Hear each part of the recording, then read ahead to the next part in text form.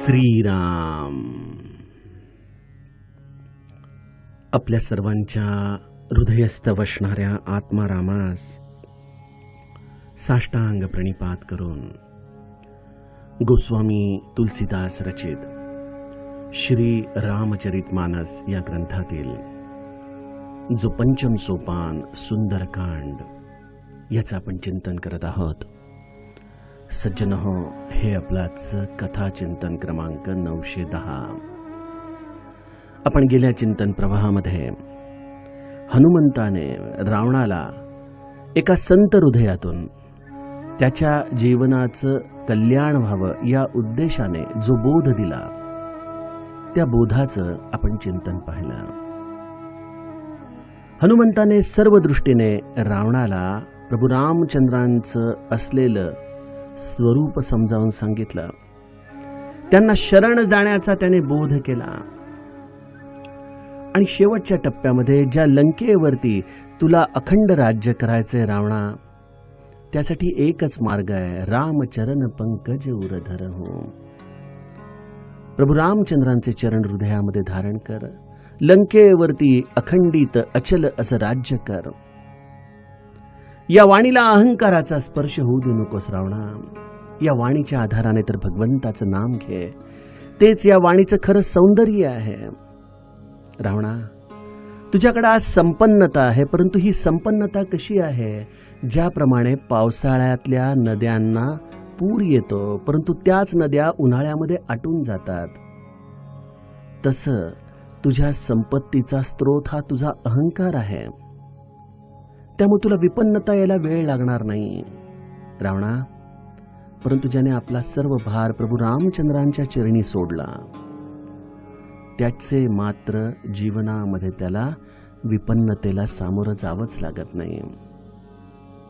रावणा, काहीही कर, परंतु रामाशी वैर करू नकोस, रामाशी विन्मुख होऊ नकोस. तुला असं वाटत असेल तू महादेवाचा खूप मोठा भक्त आहे, तुझं रक्षण महादेव करेल, तर हे देखील तुझं अज्ञानच आहे रे. शंकर सहस विष्णू अज होई, सकहीन राखी राम कर द्रोही. रामाच्या विद्रोहापासून तुला कोणीच वाचवू शकणार नाही. त्यामुळे रावणा, अंतरंगातल्या मोहमुलाचा त्याग कर. हा मोहच सर्व या विपत्तीचं खरं कारण आहे. आणि या मोहाला दूर करून प्रभू रामचंद्रांचं भजहु राम रघुनायक कृपा सिंधू भगवान अशा पद्धतीने भगवंताच्या भजनाचा राजमार्ग हनुमंताने रावणाला सांगितला. सज्जनो, इथून पुढील कथाभाग गोस्वामीजी आजच्या चौपायांमध्ये गाऊ लागतात. सीताराम सीताराम रामा, सीताराम सीताराम रामा. जदपि कही कपि अति हित बानी, भगति विवेक बिरति नयसानी. बोला बिहसी महाभिमानी, बोला बिहसी महाभिमानी. मिला हमहि कपि गुर बड़ ज्ञानी. मृत्यु निकट आई खल तोही, लागे सी अधम सिखावन मोही. सीताराम सीताराम रामा, सीताराम सीताराम रामा. उलटा हो यही कह हनुमाना, उलटा हो यही कह हनुमाना. मति भ्रम तोर प्रगट मैं जाना. सुनि कपि बचन बहुत खिसियाना, बेगिन हरहु मूढ़ कर प्राना. सीताराम सीताराम रामा, सीताराम सीताराम रामा. सुनत निसाचर मारन धाये,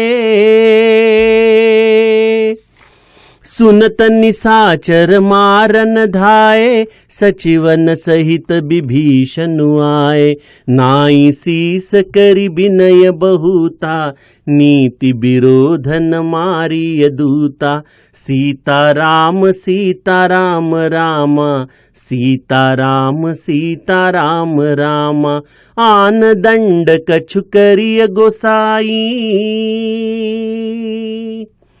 आन दंड कछु करिय गोसाई, सब ही कहा मंत्र भल भाई। सुनत बिहसी बोला दस कंधर, अंग भंग करी पठैय बंदर। सीताराम सीताराम रामा, सीताराम सीताराम रामा। कपि के ममता पूछ पर, सब ही कहु समुझाई। तेल बोरी पट बांधि पुनी, पावक देहु लगाई। सीताराम सीताराम रामा, सीताराम सीताराम रामा। सीताराम सीताराम रामा, सीताराम सीताराम रामा। सियावर रामचंद्र प्रिय हो।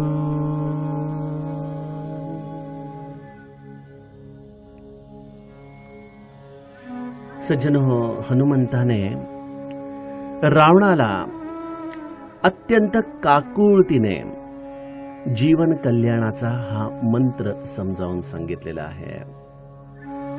प्रभू रामचंद्रांचं भजन यामध्येच जीवनाचं सर्व कल्याण सामोलं आहे, असं संत हृदयाचा हनुमंत राक्षसी तमोगुणाने परिपूर्ण असलेल्या रावणाला देखील सांगतोय. श्री महाराज म्हणायचे ना, मी कधीच कोणाबद्दल निराश होत नाही. हेच या हनुमंत तत्वाचं प्रगट रूप आपल्याला श्री महाराजांच्या चरित्रात ह्या त्यांच्या वचनाच्या आधाराने दिसतंय. जरी रावण हा हनुमंताच्या वचनांनी बदलणार नसला, याची जरी हनुमंताला जरी खात्री असली, तरी देखील एका मातृहृदयातून हनुमंत रावणाला एक शेवटची संधी या रूपाने जीवन कल्याणाचा मार्ग पोट तिडकीने सांगतायत बघा. गोस्वामीजी म्हणतात की हनुमंताने हा जो बोध दिलेला आहे तो कसा आहे. जदपि कही कपि अतिहित बानी, भगती विवेक बिरती नयसानी. हनुमंताच्या या बोध वचनांची 4 अंग गोस्वामीजी आमच्या समोर या चौपाईमधून व्यक्त करतात. जरी हनुमंताने रावणाला अत्यंत नीतियुक्त वचन सांगितली असली, जरी त्याच्या कल्याणाची वचन सांगितली असली, आणि ती वचन कशी आहेत, ज्या वचनांना भक्तीचा परिपूर्ण स्पर्श आहे, ज्या वचनांमध्ये विवेकाची गुह्यता आहे, ज्या वचनांना वैराग्याचा परिसस्पर्श लाभलेला आहे, आणि जी वचनं ही नीतीच्या चौकटीमध्ये बांधलेली आहेत, अशा या अत्यंत जीवनाला कृतार्थ करणाऱ्या वचनांची ही 4 अंग आहेत. विवेक, भक्ती, बिरती आणि नीती.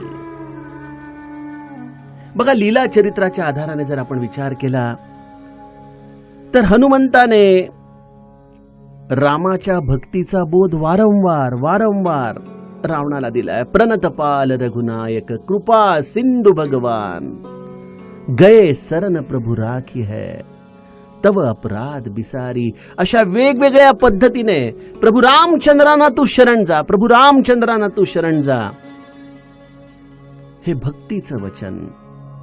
प्रभु रामचंद्रांचं नामस्मरण तू या जिव्हेच्या आधाराने कर, ही भक्तीच्या असलेल्या हृदयस्पर्शी गाभ्याची व्याख्या.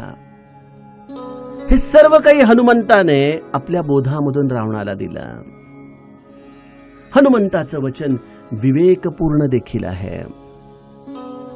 राम चरण पंकज उर धरहूं, लंका अचल राजू तुम करहूं.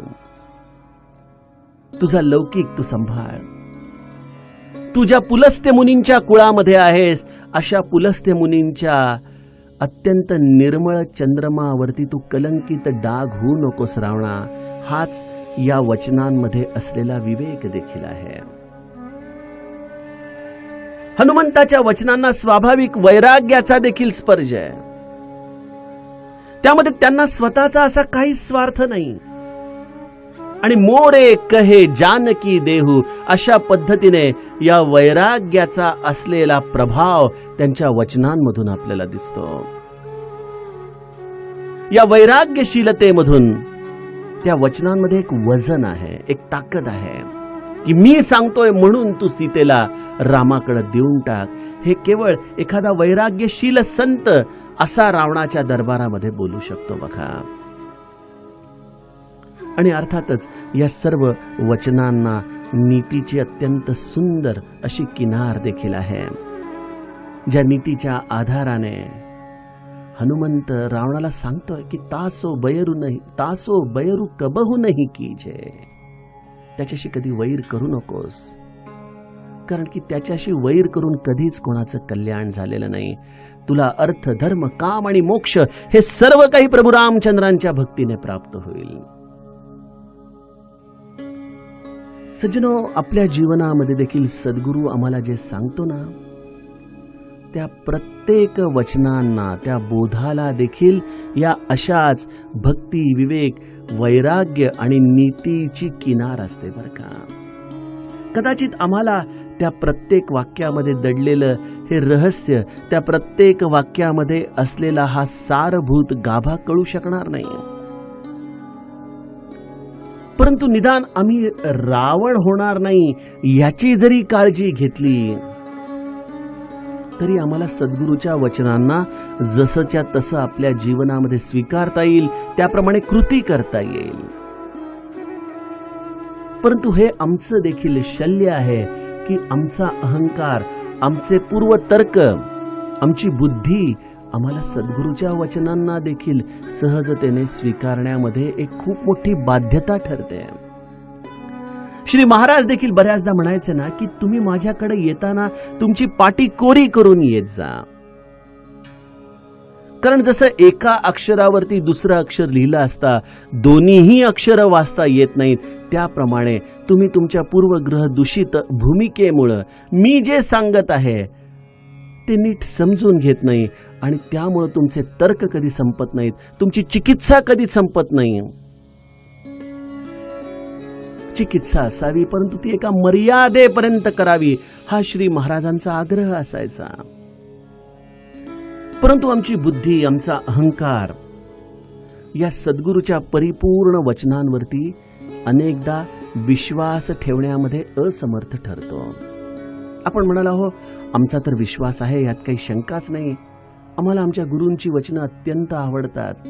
परंतु आमचं कसं आहे माहिती का, श्री महाराजच गोष्ट सांगायचे की एकदा एक मुलगा शहरामध्ये शिकायला होता, थोडेफार पैसे कमवायचा, आणि तेव्हा वडिलांचं त्याला पत्र आलं. वडिलांचं पत्र आलंय असं म्हणताच त्याने त्याला नमस्कार केला, वडिलांच्या प्रती त्याने आदर दाखवला. त्याने पत्र वाचलं, त्यामध्ये वडिलांनी लिहिलं होतं की यावर्षी दुष्काळ आहे आणि त्यामुळं शेतीची व्यवस्था नसल्यामुळं थोडेफार पैसे गावाकडे पाठवावेत. त्याने ते पत्र वाचलं, वडिलांची वचनं अत्यंत प्रेमाने वाचून मस्तकी धारण केली, ते पत्र देवघरामध्ये ठेवलं, परंतु पैसे मात्र तेवढे काही पाठवले नाहीत. हे जसं त्या बापाचं शल्य आहे तसंच मला वाटतं आमच्या ग्रंथांचं, आमच्या सद्गुरूच्या वचनांचं शल्य आहे की ते अशा सर्व दृष्टीने परिपूर्ण असलेल्या वचनांच्या आधाराने आम्हाला कृती कर हे सांगत असतात. परंतु आमच्यासाठी ते देव आहेत, त्यांना आम्ही दररोज फूल वाहूत, सर्व प्रकाराने त्यांची पूजा करूत, त्यांना आदर सन्मान देऊत, परंतु ते जे सांगतील त्याप्रमाणे आमची कृती बहुतांश वेळेला होत नाही. आणि हे मी माझं सांगतोय बरं का. म्हणजे याचाच अर्थ असा आहे की मला जर ती कृती तेवढ्या तीव्रतेने करता येत नसेल तर मला त्यांच्या वचनांवरती तेवढा संपूर्ण विश्वास नाही, हेच त्यातून सिद्ध होतं. अन्यथा श्री महाराजांनी एकदा सांगावं की बाळा नाम घे, आयुष्यभर नाम घे, ते नाम तुझं कल्याण करेल, आणि माझ्याकडून नाम कधीच सुटू नये, एवढं जर सहज या परमार्थामध्ये घडलं असतं तर श्री महाराजांना आयुष्याच्या शेवटच्या श्वासापर्यंत नामाचं महत्व देखील कदाचित सांगावं लागलं नसतं. परंतु आमची दररोज विस्मृती आहे. दररोज नवनवीन कारणं आहेत, दररोज बुद्धीचे नवीन तर्क आहेत, दररोज आमची कुठली ना कुठली तरी असलेली ही ढाल आम्हाला सद्गुरूच्या वचनांपासून कृती करण्याची एक संधीच देत नाही बघा. असा हा अहंकार अनेकदा क्रांती देखील करतो हृदयामध्ये. त्या वचनांच्या विषयी देखील त्याच्या मनामध्ये संशय निर्माण होतो. सद्गुरूच्या वचनांना ब्रह्मवाक्य, वेदवचन अशा रीतीने गुरुगीता आपल्याला सांगते. मंत्रमूलम गुरोर्वाक्यम, हे मंत्रांचं मूळ आहे. कृतकोटी म्हणून गेले ना की जे आदि शंकराचार्य संस्कृतामध्ये बोलले ते श्री महाराज प्राकृतात बोलले. त्यामुळे त्यांच्या वचनांची गुह्यता आम्हाला कळेल न कळेल, परंतु जर मी त्यांच्यावरती निदान संपूर्ण विश्वास ठेवू शकलो, कुठल्याही प्रकारचा संशय जरी घेतला नाही, तरी मला वाटतं की माझ्यामधला रावण मी काही अंशामध्ये, काही प्रमाणामध्ये तरी नेस्तनाबूत करायला शिकलोय.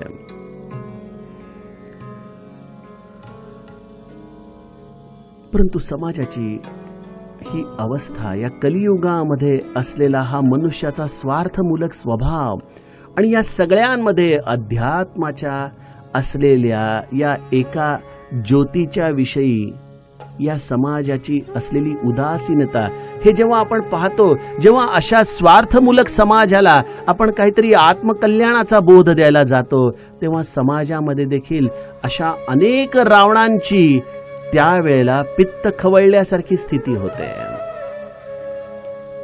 जेव्हा हनुमंताने रावणाला एवढा सुंदर बोध दिला, जो बोध सर्व दृष्टीने केवळ रावणाच्या कल्याणासाठी, रावणाच्या हितासाठी होता, परंतु असा बोध ऐकल्यानंतर रावणाची पहिली प्रतिक्रिया काय आहे? बोला बिहसी महाभिमानी. रावण आपल्या नेहमीच्या शैलीमध्ये जोर जोरात हसला, कुत्सितपणे हसला. आणि हा केवळ अभिमानी नाहीये, महाअभिमानी आहे. बघा, रावणाच्या पराजयाची जी अनेक कारणं आहेत ना, त्यांचा जर आपण मागोवा घेत गेलो तर आपल्याला अशी अनेक कारणं सापडतील की ज्यामध्ये रावणाने आपल्या सर्वनाशाची बीज रोवली. त्यामध्ये एक कारण आता काही दोह्यांच्या नंतर आपण पाहणार आहोत की ज्या वेळेला तो संत हृदयाच्या बिभीषणाला लाथ मारून लंकेतून बाहेर काढेल. हा सगळ्यात मोठा टर्निंग पॉइंट होता रावणाच्या पराभवाचा. परंतु आता सहज बोला बिहसी महाअभिमानी या वचनाचा विचार करत असताना माझ्या अंतःकरणात रावणाच्या पराजयाचं आणखीन एक बीज दिसून येतं की सद्गुरूच्या वचनांवरती अविश्वास हे मनुष्याच्या जीवनात त्याच्या पराभवाचं कारण असतं.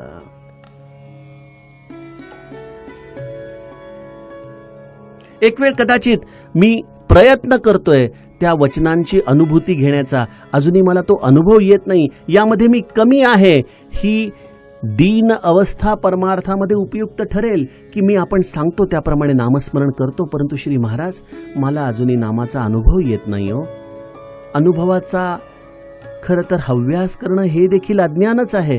परंतु कदाचित एक वेळ अशी मनामध्ये भावना आली की नामाचा मला अनुभव येत नाही, तरी ते ठीक आहे, परंतु नामाने काय होणार आहे असं म्हणून बोला बिहसी महाअभिमानी अशी जर आमची स्थिती असेल तर मला वाटतं आपली अधोगती इथं सुरुवात झालेली असते. प्रभू रामचंद्रांच्या नामाचा ज्यांनी ज्यांनी म्हणून हव्यास केला, ज्यांनी ज्यांनी त्या भगवत नामाच्या आधाराने परिपूर्णता प्राप्त केली, सज्जनो एक करा, त्यांच्या वचनांचा कधी उपहास करू नका, त्यांच्यावरती कधी हसू नका. या साधूचा अपमान करणं हे खूप मोठं पाप आहे, खूप मोठं पाप. आणि अशा रावणाने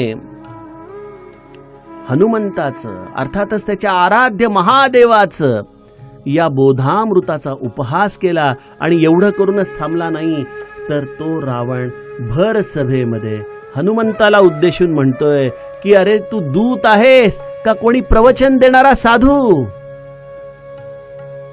मला वाटलं की तू रामाचा काहीतरी निरोप घेऊन आला असशील की आम्ही खूप घाबरलोय, आमच्याकडून खूप चूक झाली खरदूषणाचा वध करून, शूर्पणखेचं नाक कान कापून आमच्याकडून खूप मोठी चूक झाली, आम्हाला आमची सीता परत देऊन टाका, आम्ही तुमच्या वाटेला जाणार नाही, असा काहीतरी तू निरोप घेऊन आला असशील. पण तू तर मला काहीतरी भलतंच सांगतोय. हे सगळं ऐकून घेण्यासाठी माझ्याकडे वेळ नाहीये बरं. मला फक्त कामाचा काय असेल तो निरोप सांग. आणि स्वतःला असा गुरु समजून तू जो हा काही बोध देतो ना, एक लक्षात घे, तू केवळ एक वानर आहेस. वानर. वानराप्रमाणे राहा, वानराप्रमाणे बोल. मिला हमही कपी गुरबड ज्ञानी. आता एवढंच राहिलं होतं पाहायचं. हा रावण हा प्रकांड पंडित आहे. सर्व अध्ययन या रावणाचं झालेलं आहे. या रावणापासून परे असं काय आहे, कुठलं ज्ञान आहे, त्याला गुरुची आवश्यकता काय आहे, गुरु मला काय शिकवणार आहे. आणि त्यातही तुझ्यासारखा गुरु, एक वानर. अरे जा, अशा गुरूंच्या आधाराने मला तू ज्ञान देणार, हाच तुझा सगळ्यात मोठा संभ्रम आहे. बघा सज्जनो, अहंकार आमच्या जीवनामध्ये आम्हाला प्रत्यक्ष आराध्याच्या पासून देखील कसं लांब ठेवतो, कसा त्याचा अव्हेर करायला भाग पाडतो. बघा, जीवनात आम्ही सद्गुरूंना ज्या रूपामध्ये पाहतो, ज्या तसबिरीमध्ये पाहतो, ज्या आमच्या प्रभू रामचंद्रांना कौसल्या पुत्र दशरथ नंदन या रूपामध्ये पाहतो, तुम्हाला काय वाटतं, जेव्हा कधी भगवंताचं तुम्हाला दर्शन होईल, जेव्हा कधी सद्गुरूचं तुम्हाला दर्शन होईल, त्यांनी अशी काही गॅरंटी घेतली आहे का की केवळ ते त्याच वेशामध्ये तुमच्या समोर येतील?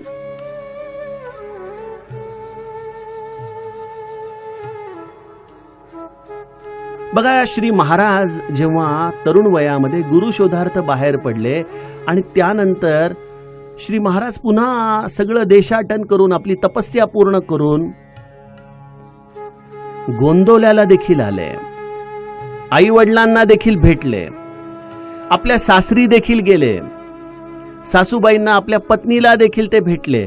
परंतु श्री महाराजांना प्रत्यक्ष त्यांची आई देखील त्यावेळेला ओळखू शकली नाही, त्यांची पत्नी देखील ओळखू शकली नाही.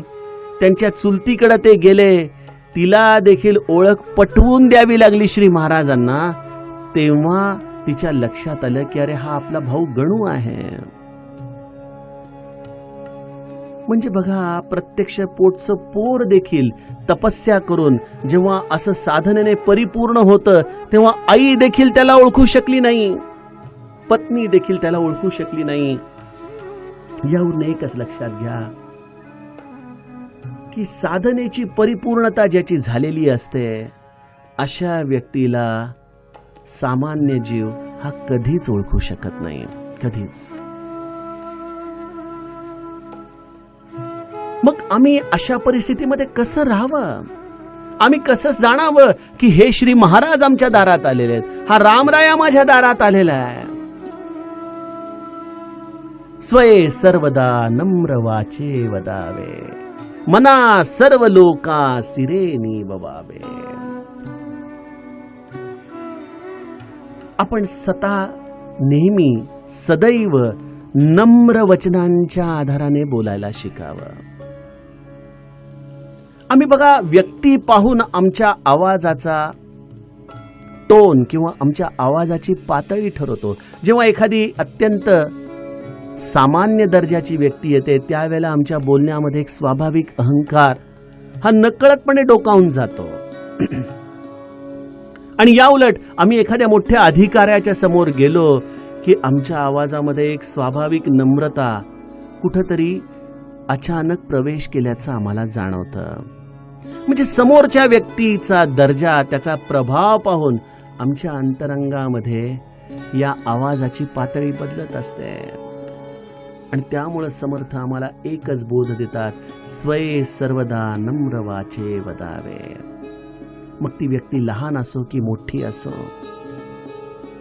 त्या व्यक्तीशी अत्यंत नम्रतेने, अत्यंत सुवाचाने बोलता येणं हे परमार्थाचं एक खूप मोठी उपलब्धी आहे बघा. श्री महाराज आल्या गेलेल्या प्रत्येकाशी किती नम्रतेने, किती मधुरतेने, किती गोडव्याने बोलायचे. आपण आपल्या गुरुकडून नाही का शिकायचं हे? आणि अन्यथा जर आम्ही असा वानर रूपामध्ये आलेला हा हनुमंत, अर्थातच हा महादेव, आणि त्याला पाहून हा रावण कुत्सितपणे हसतोय आणि म्हणतो की असा वानर रूपानेच गुरु मिळायचा राहिला होता. मला सांगा, आमच्या जीवनामध्ये जर अशी घटना घडली, आमच्या समोरून आमचे गुरु येऊन गेले, आमचं आराध्य येऊन गेलं, आणि नंतर जर आम्हाला जाणीव झाली की आम्ही कोणाशी कसं बोललो, कसं वागलो, ती घटिका परत येणार आहे का? तो क्षण आम्हाला परत मिळणार आहे का?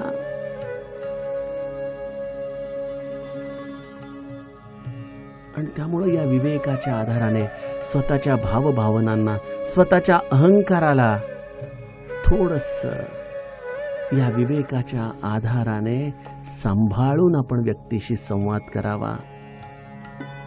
कारण सत्य भगवंत आम्हाला कोणाच्या मुखातून ऐकवेल हे कधीच सांगता येऊ शकत नाही.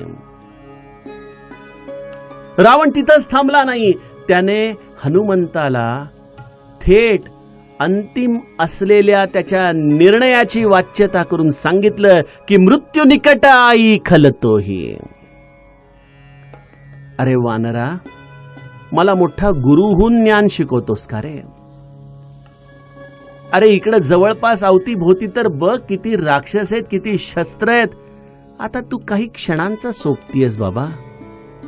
तुझा मृत्यू आता अगदी क्षणावरती येऊन टिपलेला आहे. रावणाला अशी अपेक्षा होती की कदाचित मृत्यूची गोष्ट काढल्यानंतर वानर चळाचळा कापू लागेल. परंतु गोष्ट काय होतीये इथं, हनुमंताचं रूप त्याला जर कळत नसेल, अशा या रावणाच्या प्रत्येक असलेल्या कल्पनेलाच जणू काही हनुमंत आपल्या कृतीच्या रूपाने त्याचा मनोरथ उद्ध्वस्त करून टाकतोय. हनुमंताला रावण अधम म्हणतो. अशा अधम योनी मधला तू वानर आणि मला तू ज्ञान शिकवतोस? अरे तुझा मृत्यू जवळ आलाय, बघ अवती भोवती, असं म्हणून रावण त्याला मृत्यूची भीती दाखवू लागतोय. आणि यावरती हनुमंताचं प्रत्युत्तर काय आहे? हनुमंत स्वस्थपणे रावणाकडे पाहतोय आणि इथं रावण आता शेवटच्या क्षणांची वाच्यता करू लागला. बघा, आपल्याकडे आपण बघतो अनेक अट्टल गुन्हेगार असतात आणि मग जेव्हा कोर्टामध्ये ते सगळे जण ठरवून देखील एखाद्या गुन्ह्यामधून आपण निर्दोष सुटावं असं नियोजन करत असतात. आणि मग अशा वेळेला कोणीतरी कुमकुवत मनोवृत्तीचा असतो आणि मग तो अचानक माफीचा साक्षीदार व्हायला तयार होतो आणि मग त्या सगळ्या अपराधींच्या विरुद्ध जाऊन तो साक्ष देतो आणि त्यामध्ये त्याची स्वतःची जीव वाचवण्यासाठी त्याची धडपड चालू होते. मृत्यू समोर आल्यानंतर अगदी कुख्यात अट्टल गुन्हेगार देखील स्वतःच्या जीवाचं रक्षण कसा करता येईल याचा विचार करू लागतात. हे सामान्य जीवाचं प्रतिनिधित्व आहे. आणि रावण हनुमंताला देखील सामान्य जीव समजतोय, एक वानर समजतोय आणि त्यामुळे त्याला असं वाटतंय की ह्याला त्याच्या मृत्यूचं भय दाखवल्यानंतर याचं सगळं ज्ञान खाली उतरेल.